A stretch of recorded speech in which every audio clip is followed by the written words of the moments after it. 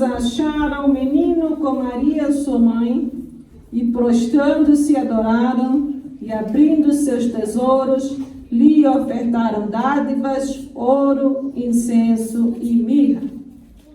Aleluia! Vamos também abrir em Isaías, profeta Isaías, capítulo 60. Irmãos, muitas vezes a gente lê aqui o Evangelho, lê a palavra, e muitas pessoas, ao ler, não acreditam. Mas eu quero dizer que o nascimento de Jesus não é só uma crença que nós cristãos temos, mas o nascimento de Jesus ele foi profetizado muito antes de Jesus ter nascido. O profeta Isaías, no capítulo 60, inclusive aqui esse capítulo 60, fala exatamente do momento em que os reis magos saem das suas terras para encontrar-se com a luz. Diz assim a palavra do Senhor, Isaías 60. Levanta-te e resplandece, porque já vem a tua luz, e a glória do Senhor vai nascendo sobre ti. Porque eis que as trevas cobriram a terra, e a escuridão, e os povos, mas sobre ti o Senhor virá surgindo, e a sua glória se verá sobre ti. 3. E as nações caminharão à tua luz, e os reis ao resplendor que te nasceu. Levanta em redor os olhos e vê, todos estes já se ajuntaram. E vem a ti, teus filhos virão de longe, tuas filhas se criarão ao teu lado. Então verás, e serás iluminado, e o teu coração estremecerá, e se alargará, porque a abundância do mar se tornará a ti, e as riquezas das nações a ti virão. 6. A multidão de camelos te cobrirá, os dromedários de Midian e de Efa, e todos virão de Seba. Ouro, incenso trarão, e publicarão os louvores do Senhor. Esta profecia aqui de Isaías não é uma profecia aleatória, uma coisa assim, não. Isso aqui está falando do momento, veja só, do nascimento de Jesus. Ele começa, o profeta ele começa dizendo que levanta e resplandece, porque já vem tudo. Ele fala para Israel, no meio de ti vai resplandecer, vai sair. Tem escuridão, tem treva, mas vai nascer alguém. E quando nós vemos aqui que as nações, versículo 3, caminharão à tua luz. Aqui está falando da estrela, daquela estrela que surgiu. Que eles viram, caminharão à tua luz, eles vinham seguindo a estrela. Eles vinham para poder, e fala que aqui, ó, virão filhos e filhas, se levantarão e vão vir. Versículo 6, a multidão de camelos te cobrirá. Naquela época, irmãos, os transportes era camelo. Transporte assim a longo, né? Em curtas distâncias, eram usados, né, os burrinhos, né, os burros, né? Mas os camelos, por causa que é uma área de deserto, eles têm mais resistência. Então, quando fala que os camelos, a multidão de camelos te cobrirá, está falando de uma comitiva. Mas não é uma comitiva de 6 pessoas ou 10 pessoas. Aqui está falando de vários homens e várias mulheres e filhos e filhas e camelos e gente e riqueza. E diz a palavra do Senhor que eles vinham em todo lugar. Olha, vinham de Midian, vinham de Efa, vinham de Sabá. Sabe o que é esse reino de Sabá? É aquele reino aqui, a Etiópia. Etiópia. Sabá é o reino da Etiópia. A rainha de Sabá era a rainha da Etiópia. Então, de todos os lados, aonde havia homens com sabedoria, pessoas que eram usados sábios, né? Aqueles entendidos, não é só dos astros, mas os que tinham conhecimento. Hoje seriam os cientistas, vamos assim dizer. Os engenheiros. Né? Aquelas pessoas que estão ali, que eles controlam, que eles veem, são essas pessoas, esses sábios, os professores. Diz que eles estavam estudando uma profecia, ele fala ali em Mateus capítulo 2, que eles, tendo nascido Jesus em Belém da Judéia, no tempo do rei Herodes, eis que os magos vieram do Oriente a Jerusalém. Então, aqui que estavam estudando uma profecia e ouviram que ia surgir.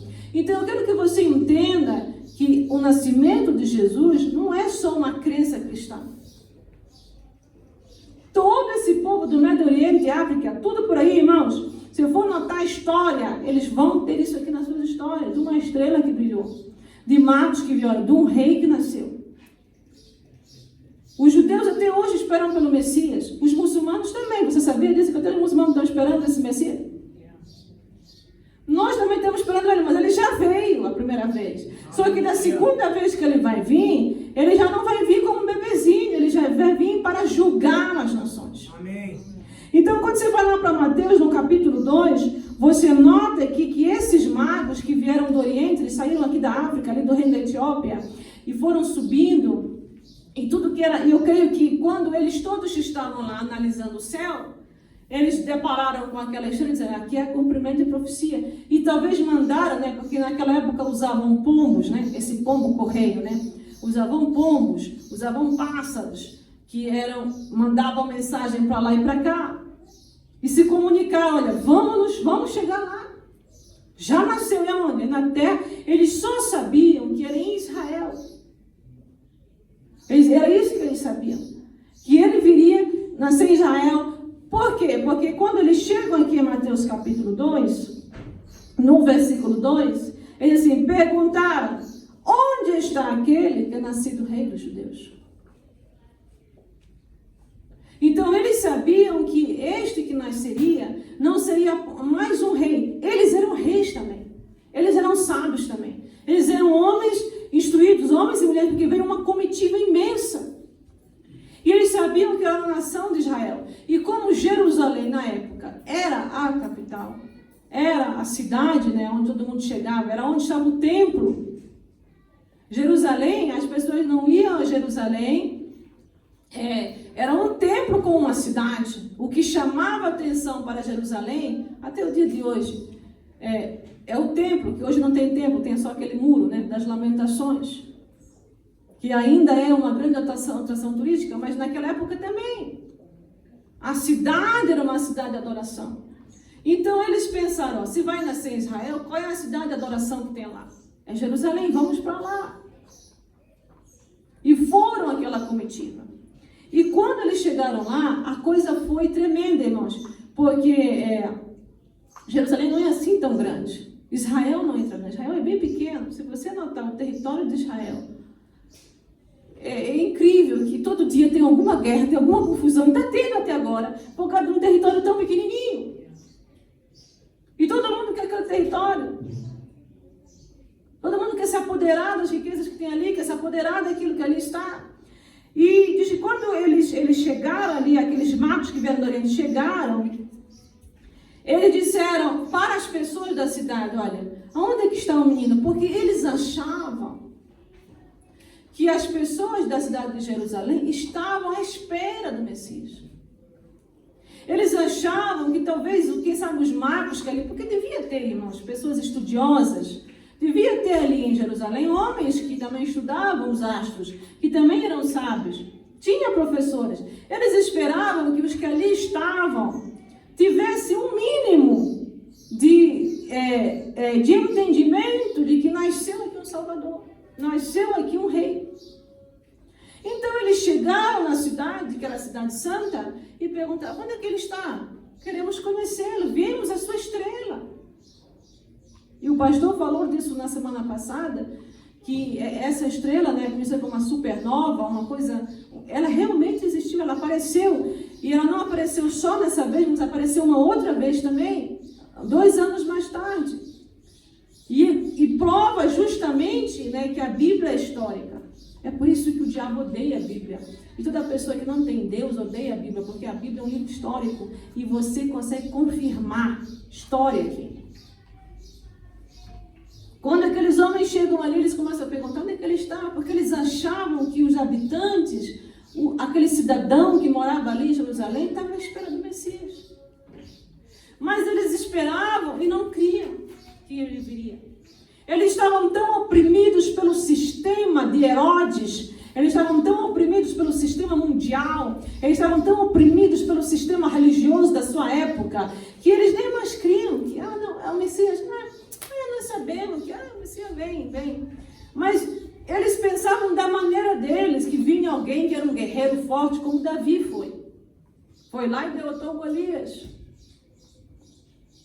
Eles criaram na cabeça deles uma fantasia, né, de como seria esse Messias. Davi ele vem da linhagem de Davi. Davi foi um rei, ele lutou, ganhou, venceu Golias, não venceu só Golias, venceu muitos outros gigantes. Então eles criaram uma expectativa de como seria esse nascimento. Cuidado com as expectativas que você cria para que Deus venha te abençoar. Às vezes você acha que aquele filme que você fez na cabeça, aquele plano, aquela expectativa que está na sua mente, é como Deus vai fazer, e não é. Às vezes você cria uma ideia na sua cabeça que não é nada daquilo que Deus quer. Deus nem está naquilo. Então ele chega e começa a perguntar, e é claro, o rei da época, Herodes, está aqui a palavra do Senhor confirma.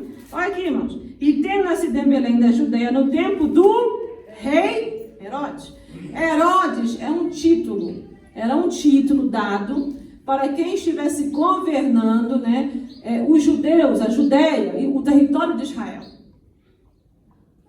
Então, quem controlava aquele ali era uma província de Roma. Israel era considerada uma província de Roma. Então, quem tivesse a governar aquilo era o rei daquilo. Então, e Herodes era mau, era um tirano. Tanto é que há uma comparação de Herodes com o faraó, aquele faraó que mandou matar todas as crianças no tempo de Moisés. Quando Moisés nasceu, Herodes era um homem mau, perverso. Ele vinha da família de Esaú. Sabe, Jacó e Esaú, dois irmãos que nasceram da sua mãe, filhos de Isaac. Enquanto Jacó escolheu servir ao Senhor e buscar a presença de Deus, Esaú só escolheu o erro. Então os Herodes, eles vinham dali daquela família de Edomitas. E agora eles estavam com sobre altura, no sentido de que eles estavam como governantes. Então Herodes se sentiu o quê? Ofendido. Ele se sentiu o quê? Ameaçado. O quê? Chegou aqui uma grande comitiva. Imagina, irmão, chega aqui uma comitiva aqui de 500 pessoas em Joanesburgo, querendo conhecer o rei que nasceu. O quê? Uma comitiva? Andam por aí perguntando, e camelo, e isso e aquilo, e gente diferente, de vários lugares, porque eles eram de vários países, reinos. E começou ali aquilo, e Herodes se sentiu ameaçado. O quê? Eu é que sou o rei aqui. O que é isso? Que história é essa? Então, preste atenção. O que você tem para oferecer a Deus? No momento em que esses reis magos viram a estrela, eles não viram um menino.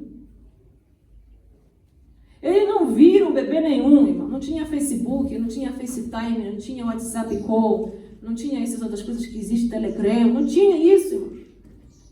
Eles só olharam, estavam a fazer os estudos dele, de estudiosos, olharam lá no céu, viram a estrela, foram pesquisar, porque a estrela não era diferente, aquela estrela. E viram, não, essa estrela faz parte de uma profecia que nasce um rei. Eles não viram, eles só tinham uma promessa de uma profecia. E eles eram gentios, eles não eram judeus. É por isso que aqui em Isaías, quando fala que os gentios vêm. Então observe aqui que essas profecias sobre o Senhor Jesus foram coisas profetizadas de 500 anos, 600 anos, 700, 800, 1000 anos antes. Nós somos limitados no tempo e no espaço, mas o nosso Deus não. Amém. Quando os magos, os sábios, viram a estrela, eles disseram, não, nós temos que nos organizar. E se organizaram numa grande comitiva, com presentes, com isso, com camelos, com aquilo. Vamos nos encontrar ponto X, dali vamos caminhando junto, vamos chegar lá e vamos adorar. Qual tem sido a tua atitude para com o Senhor? Com os sinais que você tem visto? Eles viram uma estrela. Nós vemos todos os dias guerra na televisão. Ou no qualquer mídia social, você vê anúncio de guerra ou reportagem sobre guerra. Você sabia que isso é um sinal do tempo dos fins? Todo dia você vê alguém ou algum país que está colocando alguma lei que é contrária à palavra de Deus. Isso é um sinal. Como você tem adorado a Deus acerca disso? Não, é bom que eles ponham essa lei, porque assim Deus ama a todos. E põe leis que ferem a palavra de Deus. Você vê todos os dias, em algum lugar houve um terremoto, houve um maremoto, houve um deslizamento de terra. Foi quarta-feira, eu acho, houve um grande maremoto, né, earthquake ali, quase um tsunami na Califórnia. Afetou uma cidade. Só que o tsunami veio, mas se desfez. Eles não estão conseguindo explicar como é que foi isso. Aquilo se levantou, eles soaram o alarme, toda a costa da Califórnia estava em alerta, porque havia um tsunami parecido com aquele que houve, acho que foi em 2009, 2010, né? Para ali assim, que destruiu, foi tremendo. Destruiu tudo. Vinha e eles alarmaram tudo, o tsunami veio, se aprontou, se fez, mas se desfez, e aí se transformou numa tempestade de chuvas e ventos, e uma cidade inteira ficou apagada, né? Ficou mais de 24 horas sem luz elétrica. Cidades vizinhas também tiveram problemas de corte de água, de energia, por causa dos ventos que derrubaram isso e aquilo, mas ninguém morreu, não aconteceu nada. Agora, quarta-feira. Você soube disso? Não, eu estou te contando. Isso é um sinal dos tempos do fim. A estrela era um sinal, era um prenúncio, era um anúncio de que nasceu o Salvador. Ele já nasceu. Ele viveu entre nós. Ele morreu, morte de cruz. Ele ressuscitou. Ele está agora à destra de Deus Pai. Ele diz, eu venho. Eu vou vir. Então, como tem sido o teu dia ao amanhecer? Que oferta você tem ofertado para Deus diariamente? Como você tem preparado a tua vida mediante aquilo que você tem ouvido todos os dias? Então, observe aqui no versículo de Mateus, capítulo 2, 3. O rei Herodes, ouvindo isso, perturbou-se e toda Jerusalém com ele. Ele ficou com ódio, irmãos. Deixa eu falar o que está acontecendo aqui. No momento em que você decide adorar a Deus verdadeiramente, você decide ser um adorador. Tem até um louvor aí que antigamente a gente cantava aqui na igreja, que é adorador por excelência. Eu quero ser um adorador por excelência. Tem até um outro coro que a gente canta aqui, né? Espírito, em verdade, te adoramos, te adoramos. Você quer ser aquele adorador verdadeiro? No momento que você decide ser um adorador verdadeiro e você anuncia que você quer conhecer esse Deus, esse Cristo, esse Senhor, e você quer que Ele seja conhecido e quer presenteá-lo com tudo que você tem, teu dinheiro, a tua vida, o teu ser, se levanta a oposição. Que oposição que se levantou aqui? Herodes. Herodes representa o governo mundial. Os líderes do mundo. Que não querem saber nada de Deus, nem de outro rei, nem de Jesus. Eles ficam perturbados com profecias bíblicas. Eles sabem que as profecias bíblicas são verdadeiras. Eles não dizem que não são. Eles sabem que são. Mas eles não gostam. Porque a vida que eles vivem não é de acordo com a vontade de Deus, não é uma vida santa e reta. Aí se levantou uma oposição humana, um governo humano. O governo de Herodes. Políticos que se perturbaram e não parou aí, observe o versículo 4, e congregando todos os príncipes, aí eles foram chamar os príncipes, foram chamar os sacerdotes, foram chamar os escribas do povo, e agora eles foram chamar quem? O governo local e qualquer liderança que havia. Aí foram chamar agora também um outro governo muito importante, que chama-se o governo religioso. Depois de qualquer reunião dos grandes líderes do mundo, logo após essa reunião vai ter uma outra reunião onde os líderes religiosos serão convidados. É sempre assim. Por exemplo, foi mês passado, ainda esse mês também, um grande encontro lá no Brasil, o tal G20. E são todos os países que fazem parte do BRICS e mais, né? Eles decidiram lá. Depois dessa reunião aí, vai ter reunião com os líderes religiosos. Porque se você quer convencer um povo, se você quer dominar um povo, você tem que pegar governo, você tem que pegar religião. Você tem que juntar. Para fazer as pessoas obedecerem. E qualquer outra liderança. Então aqui surgiu oposição religiosa. E Herodes perguntava quem é? E os escribas, magos, os que estavam ali, né, da religião judaica, os sacerdotes explicaram, olha, versículo 1, vamos lá, Mateus 2. Será em Belém, versículo 5, da Judéia, porque assim está escrito pelo profeta. Vamos lá para Miqueias, para você ver que profecia bíblica não é brincadeira. Miqueias, capítulo 5, versículo 2. Tudo aquilo que foi profetizado pelos profetas do Senhor Deus Todo-Poderoso, profetas verdadeiros, não é profeta de Baal, não é profeta de mentira, não é profeta de lata de lixo, que você vê esses reclames, né? Esses posters colados ali nos lixos. Não, é profeta de Deus. Toda a profecia bíblica, ela foi cumprida ou está sendo cumprida. Quando você vai para Miqueias, capítulo 5, versículo 2, você vê aqui o profeta Miqueias falando, ele diz assim, e tu, Belém, Efrata, posto que pequena entre milhares de Judá, de ti sairá o que será Senhor em Israel, e cujas origens são desde os tempos antigos, desde o dia da eternidade. Você vê que o profeta Miqueias, ele fala que aquele que nasceria, eternidade. Davi não foi eterno. Davi foi um homem que veio e morreu.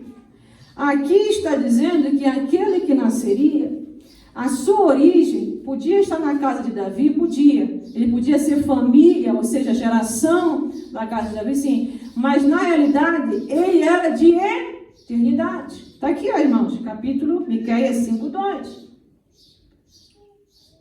Desde os tempos antigos, desde os dias da eternidade. Hoje nós lemos um lindo provérbio, que é o provérbio 8, que fala sobre Deus. Aquilo lá é Deus, 100% Deus.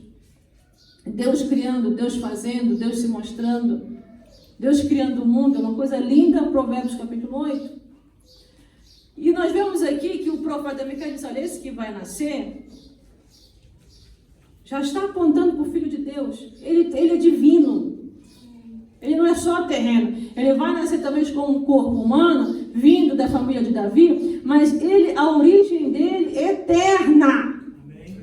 Está vendo? Profecia bíblica. Aí quando você vai lá para Mateus capítulo 2:5, os sábios, né, os sacerdotes judeus disseram, não, isso não é aqui em Jerusalém.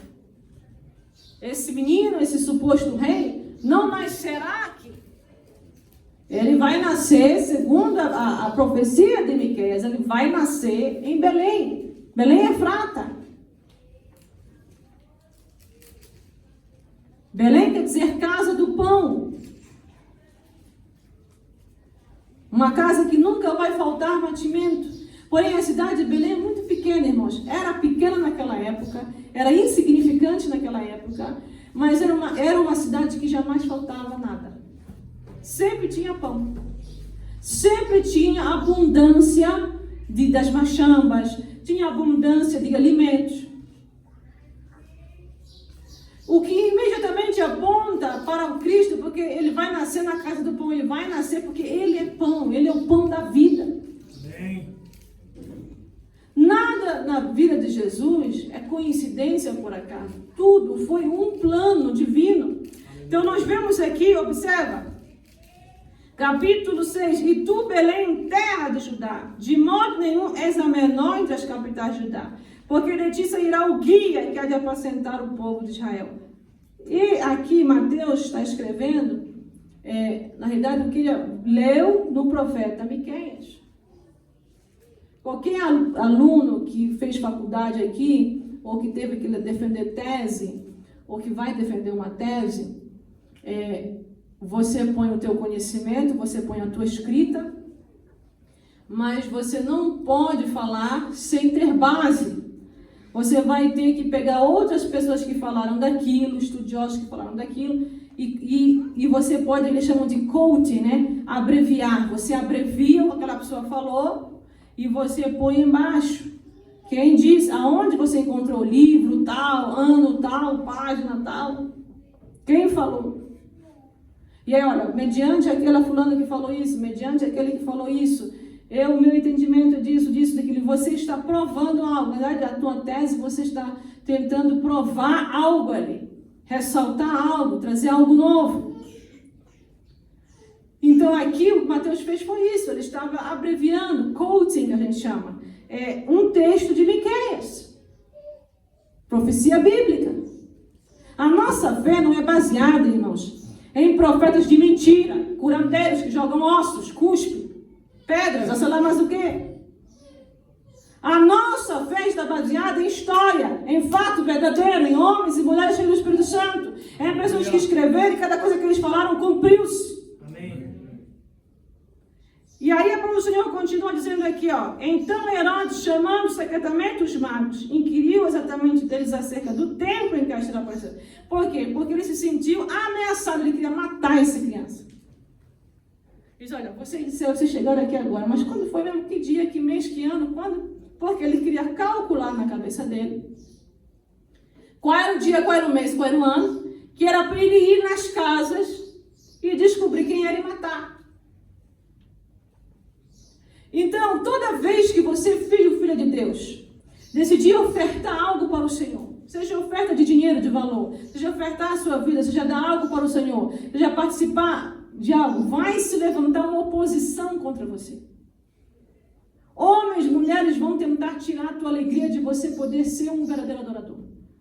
Vai se levantar governo humano, vai dizer, não, olha, não é bem assim. Vai se levantar governo religioso, vai dizer, não, ele não precisa isso. Para que orar? Para que estudo bíblico? Para que isso? Uma vez no mês tá bom. Se você entrar nessa, você perde o adorador que você é. Se você deixar que as circunstâncias, que o governo humano, se você deixar que o governo religioso que existe por aí afete, ele vai roubar de você aquela característica de verdadeiro adorador. E na hora de você ofertar algo para o Senhor, tu não tem nada. Está mais vazio do que o vazio. Tu está me entendendo aqui? Olha que Herodes vai e ele diz, olha, que ano, que foi, que dia, que tal? E eles disseram, não, olha, eles tentam assim mais ou menos desconversar. E eles dizem, não, olha, nós queremos ir, então vamos procurar um menino, ninguém sabe onde está o menino, vamos procurar um menino, versículo 8. E enviando-os a Belém, disse, ide, perguntai diligentemente pelo menino, e quando achardes, participai-me para que também eu vá e o adore. Mentira! Isso aqui foi uma tática dele, foi uma estratégia. Ele aqui fazia um sorriso, ele aqui fazia uma conversa de que, não, eu também quero conhecê-lo, eu também quero adorar, eu amo o teu Deus, eu amo Jesus, Jesus é tudo, ele foi o grande líder, e não sei o quê. E você vê que aquela pessoa está falando aquelas palavras, mas ele não crê naquilo. Não, só tem um Deus do céu, é verdade, o Deus é todo poderoso, nós todos cremos nisso. E você vê aquela pessoa falando, e assim, irmãos, aqueles que têm visão espiritual, como eu e alguns aqui, você vê até uma cobra na língua deles. Eles estão falando, mas é mentira, eles não creem naquilo. Não dizer-me para também eu ir adorá-lo. Nada, ele queria não dizer o quê? Vai matar mãe, menino, todo mundo. Roubar de você a tua esperança, roubar de você a tua salvação, roubar de você a tua fé, tentar destruir o plano de Deus para a tua vida. Você que quer ser um verdadeiro adorador, você que quer ofertar para o Senhor, cuidado com o governo dos nossos dias, cuidado com as lideranças do nosso dia, cuidado com as lideranças religiosas. Tem muita pessoa que vive dessas coisas de YouTube, nada contra. O YouTube pode ser usado para o bem ou para o mal. Nada contra a rede social. A rede social pode ser usada para o bem ou para o mal. Mas tem gente que acredita em qualquer coisa que está ali. Qualquer influência. Tem gente que nunca nem fez a 4ª classe, já é uma influência. Tem gente que nunca estudou a Bíblia. Nunca pesquisou nada. Mas ele é uma influência do Evangelho. Influência do quê? Que influência de quê? De nada, dele mesmo, do vazio que ele tem. São homens e mulheres vazios de alma, irmãos. Cuidado com esses TikToks, cuidado com esses videozinhos, cuidado com essas coisas que as pessoas dizem. Cada dia surgem pessoas para roubar de você o espírito de adorador. Aí vem um e diz, não oferta. Aí vem um e diz, não dizima. Ah, não precisa ir para a igreja. Ah, não precisa se batizar. Ah, não precisa dobrar o joelho para se converter. Ah, não precisa confessar Jesus, porque Jesus já sabe quem é dele e quem não é. E começa um bocado de gente trazendo muita história para roubar de você o caminho, a verdade e a vida, que é Cristo. E foi o que aconteceu aqui com esses reis magos. Estava ali o governo humano, Herodes, governo do mundo. Estava ali um governo religioso, daqueles saduceus, escribas, sacerdotes e príncipes. Todos, cada um com a sua ideia, com a sua teologia, com a sua ideologia. Porém, os reis magos guardaram no coração deles o desejo de servir. Porque eles não vieram até Jerusalém para ofertar para Herodes. Eles vieram a Jerusalém para ofertar para Jesus. O que você veio fazer hoje aqui? Ah, eu vim assistir culto? Não. Você veio ofertar algo ao Senhor. O culto é uma adoração a Deus. Ah, não, eu vim aqui para receber oração. Você pode até receber oração, mas nesse não devia ser o motivo pelo qual eu te trouxe à igreja. O que eu te trouxe à igreja é que você veio adorar o Senhor. Você veio dar a Ele culto, você veio lhe prestar louvores, você veio ofertar o que você é, o que você tem. Então chegou-se aqui e a palavra do Senhor fala assim, ó, eles partiram, versículo 9, e naquele momento eles foram em direção a Belém, porém eles não sabiam em casa de quem ir. Não sabiam nem onde iam. Só sabiam que, olha, eu vou para Belém. Belém é fraca, está lá. Mas agora, a casa de quem? E eu creio que dentro deles, irmãos, havia aquele desejo, aquela vontade, aquele anseio de conhecer o Senhor. De conhecer essa criança que tinha nascido. Você tem esse desejo? Você tem desejo de conhecer mais Jesus? Você tem desejo de conversar com Ele? Você tem desejo de falar com Ele?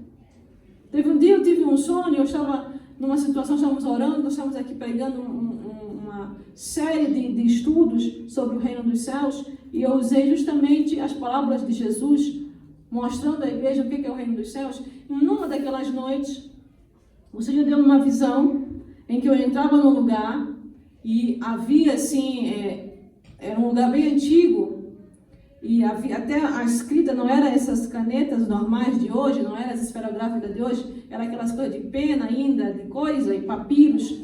E eu estava ali escrevendo, e eu lia, e de repente entrou um homem, bem alto, com vestes brancas. E aquele homem perguntou para mim, o que tu lês? E eu digo, eu leio sobre o reino dos céus, sobre as parábolas de Jesus. E aquele homem, estou lendo sobre a palavra de Jesus? Estou. Sobre o quê? Sobre o reino dos céus. Isso aconteceu comigo, estou falando comigo. E eu não tinha me dado conta, porque quando Jesus fala com você, aleluia, presta atenção para mim, quando Jesus fala com você, seja em sonho, seja em visão, seja aqui mesmo nesse momento sentado, em pé, na rua, onde você estiver, é tão natural, é tão simples, é tão normal, que você nem dá conta que foi Jesus que estava ali. E aquele homem conversando, o que tu estás lendo? Não, eu estou lendo as parábolas de Jesus sobre o reino dos céus. E por que tu lês? Não, eu estou tentando passar para a igreja o que é o reino dos céus, porque muitos não entendem o que é o reino dos céus. Como entrar no reino dos céus? O que é viver o reino dos céus? Então eu estou indo em todas as parábolas de Jesus para explicar o que é o reino dos céus, o que significa o reino dos céus. E eu estimulo você, meu irmão, a ler os evangelhos e procurar saber o que é o reino dos céus. Amém. Como andar nele, como estar nele. E ele disse, e o que mais te chamou a atenção? Eu disse, tudo chama a atenção, porque ele deu várias explicações do que é o reino dos céus. Do que significa o reino dos céus. Por exemplo, eu estou lendo aqui agora sobre dois filhos. Um que era pródigo, um que abandonou tudo, e um que estava na casa e não tinha filho. Faz parte das palavras do reino dos céus. Então, aqui tem outra, o reino dos céus, um que jogou uma rede de pesca, ele trouxe muito peixe. O outro que encontrou um tesouro no campo. E eu ia conversando com aquele homem ia falando e dizendo, e ele tinha uma sabedoria tremenda. E de repente eu olhei para os pés daquele homem, olhei para as mãos, foi quando eu detectei que não era um homem, não era um anjo. Eu falava com Cristo. Vi seus pés furados, vi suas mãos furadas, e a cena mudou. Porque no momento que eu bati o olho nele, que ele bateu em mim, nós mudamos a cena. E ele me mostrou outras coisas. E ele começou a falar, sabe o quê? Sabe o que vai fazer com que muitos daqueles que me seguem não consigam entrar no reino dos céus? É a falta de amor. Não é esse amor de beijar, de se agarrar, de querer ter namorado, não, irmão. Amor a Deus. Zelo pelas coisas dele. Amá-lo sobre todas as coisas. Colocar Deus em primeiro lugar. E ele me mostrou uma cena aqui, que isso é para um outro dia de pregação. Em que ele disse, se no meu povo não tiver amor uns pelos outros, eles não vão poder entrar nos céus. O meu mandamento é esse, que vós vos amem. Aí eu detectei, eu não estou falando com ninguém. Naquela mesma hora eu comecei a chorar. Ali naquela visão que eu tinha, eu comecei a chorar. E eu dizia, Senhor, é complicado essa coisa de amor. Porque muita gente trai, mente, engana, as pessoas ficam magoadas. Ele disse, diz para o meu povo, se eles não tiverem amor por mim, não tiverem amor pela minha obra, não tiverem amor pela minha palavra, não forem servos fiéis dedicados, eles não vão entrar no céu. O grande problema é a falta de amor, porque eu sou amor. O que diz lá em 1 João, meus irmãos? Capítulo 3, 16. Vai lá para a carta de 1 João. 1 João, perto do Apocalipse. 3,16.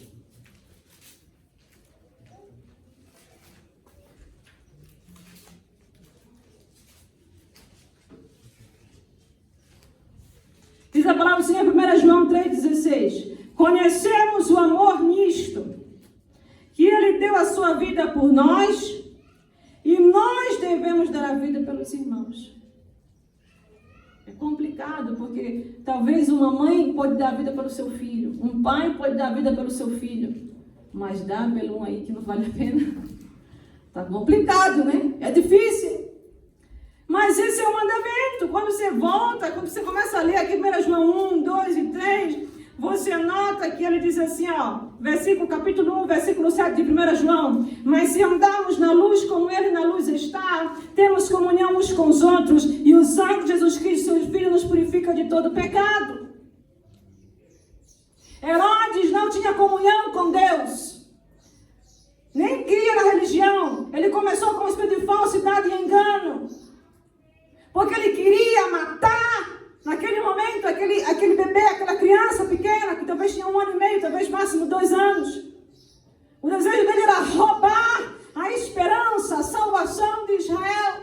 É apagar a luz. Aquela luz que o profeta Isaías pregou, ali testemunhou no capítulo 60, e que ele diz, resplandece sobre ti a minha luz. É isso que ele queria, matar sonhos, matar a luz de Deus na tua vida. Mas nós vemos aqui que quando você decide ser um verdadeiro adorador, e os magos não deram nada para Herodes. Você não ouve que eles deram dinheiro para Herodes. Não deram nada. Aquilo que eles trouxeram para oferecer para o Senhor, eles ofereceram. Diz a palavra do Senhor em Mateus capítulo 2. Que eles foram, versículo 9, partiram. E algo assim, de maravilha aconteceu. Eles não esperavam. Eles sabiam que ia acontecer algo, mas não sabiam nem o que ia acontecer. Apareceu novamente aquela estrela. Só que dessa vez a estrela não parava, a estrela mostrava onde que era o caminho. E assim, eles todos viam. Quando Deus quer falar com você, Ele vai usar as coisas que estão à sua volta, as coisas naturais. E Ele vai pegar uma coisa natural e vai mostrar um sobrenatural naquilo. E vai mostrar que Ele é Deus. E vai mostrar que Ele está contigo. Aqui o Senhor usou uma coisa que Ele criou, que era uma estrela. Não veio nenhum profeta para profetizar para eles. Lá o sacerdote apenas disse, olha, é em Belém que essa profecia é para se cumprir. E eles foram para lá. Mas a visão toda da estrela, eles viram a estrela mostrava o caminho. Eles começaram a perseguir aquela estrela. Isso é algo sobrenatural. Porque quando você está em Deus, e quando você quer ofertar para Deus, e quando você decide ser um verdadeiro adorador, o sobrenatural de Deus começa a aparecer para ti. Você começa a ter sonhos, você começa a ter visões, você começa a ler a Bíblia, você começa a entender. Deus começa a falar contigo. Você entra numa outra dimensão, não é esta que nós vivemos, é numa outra. E você começa a ver aquilo que os outros não veem. Mas naquele momento a comitiva inteira via. Porque a comitiva inteira, todos aqueles homens que ali estavam, procuravam uma só coisa. Nós queríamos conhecer aquele que é o Rei dos Reis. Nós queríamos conhecer aquele que é o Senhor. Nós queríamos conhecer aquele que vai libertar Israel. Nós queríamos conhecer aquele que vai resplandecer como a luz. Porque nós queremos adorar, nós queremos servi-lo. Eles eram gentios, irmãos. Eles não eram judeus. E quando eles chegaram ali, encontraram, porque a história parou ali mesmo. E eles jubilaram, glorificaram a Deus, exaltaram. Em vez de você ficar triste, resmungando, parado, absorvido pelos problemas, adora. Aleluia. Louva. Tira um louvor, tira um cântico. Eu não tenho voz. Põe lá o louvor então lá. Toca aí no teu telemóvel o louvor. Começa a cantar aquele louvor. Começa a adorar. Vai embora o mal, irmãos, que ali está. Porque aonde tem louvor e adoração para Deus, o demônio não fica. E eles começaram a louvar. E de repente encontraram a casa. E quando acharam o menino com Maria, na sua casa, porque estavam na casa de Jesus, na casa de Maria e José. Encontraram ela, mas o menino lá. E o que eles fizeram? Número 1, prostraram-se. No momento em que você entra na casa de oração, no momento que você entra para falar com Deus, se prostra, te ajoelha, te humilha, faça perdão, te entregue para Deus. Não venha com arrogância. Se humilhe, se prostre. Adore. Não peça nada. Ah, Senhor, eu queria isso, eu vim aqui porque eu preciso disso, disso, aquilo. Ah, Senhor, isso. Não. Senhor, eu só quero te adorar. Hoje é dia 8 de dezembro, eu só vim te adorar. Vem te prestar culto nesse lugar. Quantos outros estão na sua casa, talvez, preocupados com o almoço, preocupados com a roupa para lavar, que nem tem água por aí, não sei como é que eu vou lavar. Estão preocupados com não sei o quê, tantas coisas da sua vida. Você veio se preocupar aqui. Aleluia, glória a Deus que você veio aqui. E Deus vai usar você para despertar esses que estão aí adormecidos. Porque eles estão adormecidos pelo sono da serpente maligna que soprou neles, ficou neles um veneno de esfriamento espiritual. E eles começaram a adorar. E aí disseram, não, vamos dar nossos tesouros. Mostraram os tesouros. E 3 tesouros ali que estavam, 3 presentes, chamaram a atenção, que foi o ouro, né, o incenso e a mirra. As dádivas que eles trouxeram chamaram a atenção. O ouro simbolizando a sua realeza, a sua grandeza de rei. O incenso significando a sua divindade, de origem divina, eterna. Porque o incenso era colocado no templo para dar um cheiro suave. E a mirra mostrava o que? A sua paixão, a paixão de Cristo, a sua morte e ressurreição. Mostrava que Ele é um Deus que cura, porque a mirra era usada não só para perfumar, mas para curar. O óleo de mirra até hoje é usado para curar ferimentos. Tanto é que quando Jesus morreu, o seu corpo foi embalsamado, foi passado, né? Mirra. Então, observe aqui que eles nem sabiam que era o menino, mas eles providenciaram que era de melhor. E eles não deixaram que o governo do mundo, Herodes, não deixaram que o governo religioso da época, aqueles fariseus, judeus, saduceus, impedisse de adorar. Eles não permitiram as dificuldades roubar ele de Cristo. Eles só, não, nós viemos aqui contrário. E sabe o que, irmãos? Quando você tem um encontro com Deus, muda a tua vida. A partir daquele momento, eles não tinham só a sabedoria de de um sábio que estuda isso, aquilo, cientistas, não. Eles passaram agora a ter uma sabedoria divina, uma sabedoria espiritual. Olha, observa só, no versículo 12 diz assim: e sendo por divina revelação avisados em sonhos, para que não voltassem para junto de Herodes, partiram para a sua terra por outro caminho. Então, aqui não foi uma pessoa que teve um sonho. Aqui foram várias pessoas que sonharam. O mesmo sonho. Não volta para Jerusalém, não conversa com Herodes, vai para a tua terra por outro lugar. Deus vai te dar escape dos problemas. Deus vai te dar livramento dos Herodes, que é o governo humano, e também dos governos religiosos falsos. Deus vai ter livramento se você prestar culto correto a Deus, prostrar, adorar, oferecer a Ele. Amém? Vamos ficar em pé nesse momento? Fecha os seus olhos aí.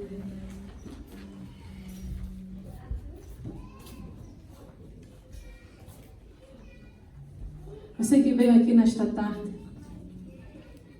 buscar o Senhor Deus Todo-Poderoso.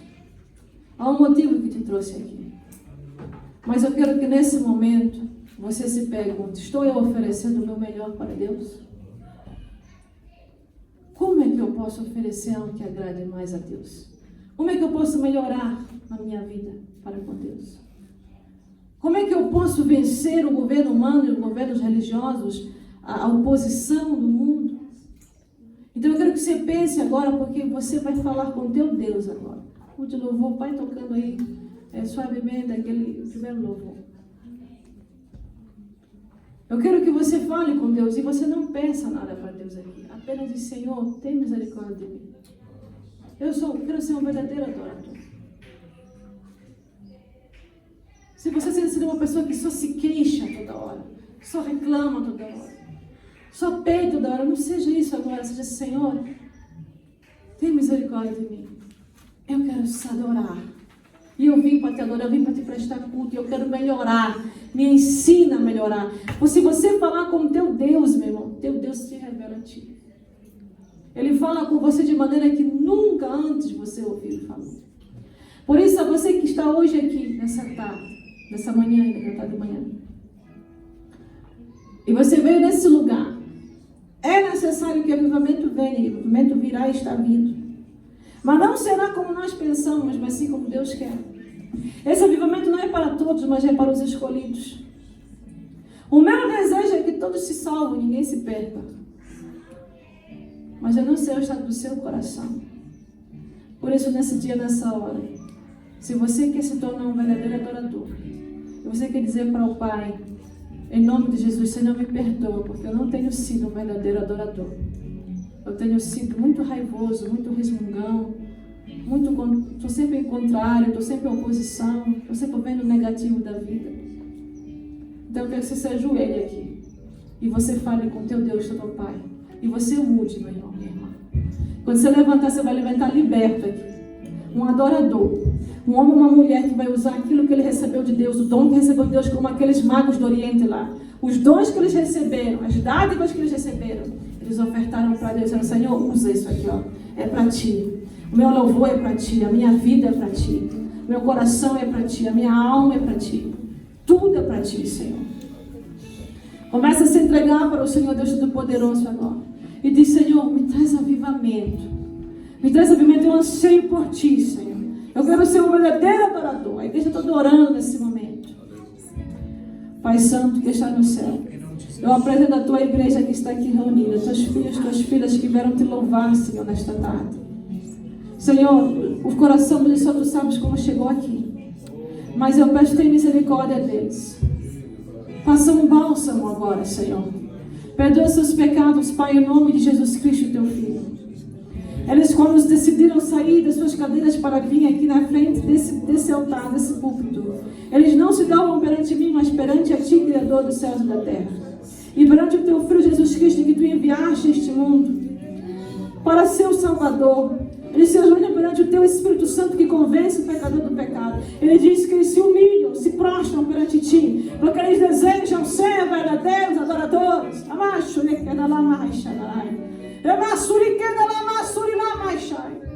Senhor, que a partir de hoje e para todo sempre, Senhor, crie-se dentro deles um fogo, uma chama pelo Teu Evangelho. Venha dentro deles uma alegria para Te servir, Senhor.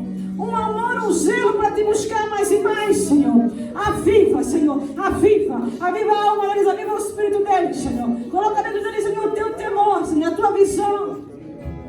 Ó Deus, em nome de Jesus Cristo, que os herodes desta vida não roubem deles, Senhor Deus, o momento de se encontrar contigo, de receber de Ti. Senhor, que os sacerdotes, Senhor, das falsas religiões, não os enganem com as suas palavras, Senhor. Libertas do jugo de Satanás, de demônios, Senhor. Dos espíritos antepassados e ancestrais, Senhor, que foram invocados, demônios invocados há anos atrás, por familiares, Senhor. Hoje nós rompemos, quebramos, revelamos que não tem poder na nossa vida. O que é no passado está no passado e fica lá. Daqui para frente é com Cristo. Senhor, nós invocamos o Seu nome. Nós invocamos o Seu poder. Recebe Teus filhos. Recebe eles agora. Diga assim comigo, meu irmão. Senhor Deus, eu me prostro perante Ti. Eu Te adoro, Criador dos céus e da terra. Eu Te louvo, Jesus Cristo.